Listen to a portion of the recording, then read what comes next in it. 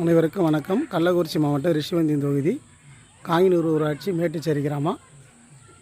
தெருமின் விளக்கு எரிவிலைன்னு ஊராட்சி மணிக்கு புகார் தெரிவித்திருந்தேன்.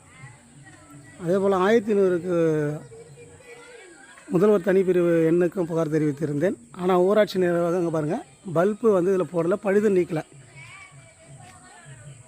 அங்கே பாருங்கள், அந்த லைட்டெல்லாம் எரியுது, தெரு லைட் அங்கே பாருங்கள் 1 2 இது எரியுது. ஆனால் இது எரியல பாருங்கள். இதனுடைய லைவாக நான் ஏன் எடுத்துருக்கேன்னா, கூகுள் மேப்பில் இவங்க என்ன ரொம்ப உண்மை சொல்கிற மாதிரியும் இது பண்ணுறாங்க. இந்த லைட்டு எரியாதுவே பழுது நீக்கம் தான் இன்றைக்கி எனக்கு மெசேஜ் அனுப்பிச்சிருக்காங்க. நானும் ஃபோன் பண்ணி கேட்டேன், பழுது நீக்காச்சான் அப்படின்னு சொல்கிறாங்க. இவங்களுடைய பணத்திலே அவங்க வந்து சரி செய்து கொடுக்க போகிறாங்க. ஊராட்சியில் ஃபண்டு என்னாச்சாப்பா? ஊராட்சியில் கணக்கு வழக்கு காட்டுறது கிடையாது. கிராம சபை கூட்டத்தில் கேள்வி கேட்டால் கேள்வி கேட்க மறுக்கிறது. இவங்க இஷ்டத்துக்கு இவங்களே தீர்மானம் வச்சு இப்படியெல்லாம் பண்ணிவிட்டு இதுக்கு அதிகாரிகள் தான் காரணம். அதிகாரிகள் வந்து உடன் போகிறாங்க. இது வந்து பார்த்தீங்கன்னா ஊராட்சி செயலாளர் தான் இதுக்கு முக்கிய காரணம். எவ்வளோ தைரியமாக அவர் போட்டிருக்காரு பாருங்கள். தெருமின் விளக்கு எரியலன்னு சொல்லிட்டு புகார் கொடுக்குறேன், பழுது நீக்காச்சுன்னு உடனே கொடுக்குறாரு அடுத்த செகண்டில். அப்படின்னா அவருக்கு எந்த அளவுக்கு வேகம் இருக்குது பாருங்கள். இது போல் எங்கள் ஊராட்சியில் பல புகார்கள் கொடுத்து மறுக்கப்பட்டிருக்குது. அதனால தான் எங்கள் ஊராட்சியில் ஊழல் இதெல்லாம் வந்து எக்கச்சக்கமாக நடந்துருச்சு. தரமற்ற ரோடு, தரமற்ற கழிவுநீர் கால்வாய், தரமற்ற ஃபேவர் பிளாக் ரோடு, மடுவின் குறுக்கே சிறு தடுப்பணை கட்டியது எல்லாமே பார்த்திங்கன்னா வீணற்றுறது. ஜேஜேஎம் குடிநீர் திட்டத்தில் வந்து பார்த்திங்கன்னா நிறைய இடங்களில் பைப்பு பதிச்சிருக்காங்க. ஆனால் லைனே கொடுக்காமல் தண்ணி வரல, அவ்வளோதான். பைப்பு பதிச்சாங்களே தவிர தண்ணி வரல. இதுக்கு நிறைய நிதிகள் வந்து கையாளப்பட்டிருக்குது. இங்கே பாருங்கள், எங்கே எரியுதுன்னு சொல்லுங்கள். இந்த லைட்டு எரியுதுன்னு காட்ட சொல்லுங்கள். அந்த லைட்டெல்லாம் அது பாரு தெருமில் இருக்குது. இதை பாருங்கள், அப்படியே ஜூம் பண்ணி காட்டுறேன்.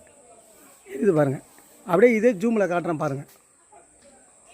எங்கே எரியுதுன்னு காட்ட சொல்லுங்கள். இதுக்கு வந்து ஊராட்சி செயலர் தான் காரணம். இவர் என்ன பண்ணுறாருன்னா கமிஷன் அடிப்படையில் பண்ணுறாரா என்னன்னு தெரில. அவங்க என்ன சொல்கிறாங்களோ அது தகுந்த மாதிரி ரிப்போர்ட்டை கொடுத்துறாரு. கிராம சபை கூட்டம் ஒரு முறை வந்து மக்கள் வந்து புறக்கணிச்சிட்டாங்க. அதுவே நடந்ததாக சொல்லி ஊராட்சி செயலர்லேருந்து பிடிஓவிலேருந்து எல்லாமே ரிப்போர்ட்டு கொடுத்தாங்க. இந்த மாதிரி ரிப்போர்ட்டு கொடுத்தா மக்களுடைய வாழ்வாதாரம் என்ன தான் வருது? மக்கள் எப்படி உரிமை கூட பெற முடியலன்னா எப்படி? இது இங்கே பாருங்கள், எவ்வளோ கேவலமாக பண்ணிகிட்ருக்காங்க பாருங்கள். இதை பாருங்கள், இந்த தெரு லைட்லாம் எரியுது. இந்த பல்பு ஏரியில் 153வது கம்பம், தெற்கு தெரு. ஆனால் இவங்க பழுது நீக்கியாச்சுன்னு போட்டிருக்காங்க. இது மக்கள் தான் புரிஞ்சிக்கணும், எவ்வளோ கேவலமாக இந்த இடத்துல செய்கிறாங்கன்னு பாருங்கள். அதிகாரிகள் வந்து எப்படி இருக்காங்க பாருங்கள்.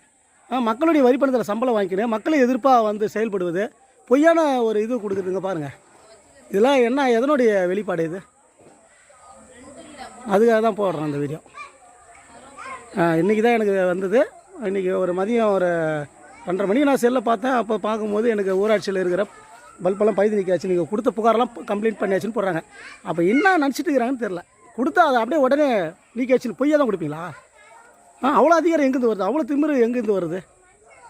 மாவட்ட ஆட்சியர் பல முறை அவர்கிட்ட நான் புகார் கொடுத்தேன். நடவடிக்கை எடுத்திருந்தால் ஊராட்சி இப்போ செயலாளராக பிடிஓ இந்த அளவுக்கு மோசமான ஒரு போக்கை கையில் மாட்டாங்க. தைரியம் இருக்குதுங்க அவங்களுக்கு, அவ்வளோதாங்க. நீ புகார் போட்டியா, நடவடிக்கை எடுக்க முடியாது. பழுது நீக்காச்சு, தண்ணி வரலையா, வருது, இப்படி தான் போட்டுன்னு இருக்காங்க. கிராம சபை கூட்ட புறக்கணிச்சாங்களா? இல்லை, நடந்துச்சு. என்ன இதெல்லாம் மக்கள் தான் புரிஞ்சுக்கணும். இது எவ்வளோ பெரிய மோசமான நிலை போய்ட்டு இருக்குது பாருங்கள்.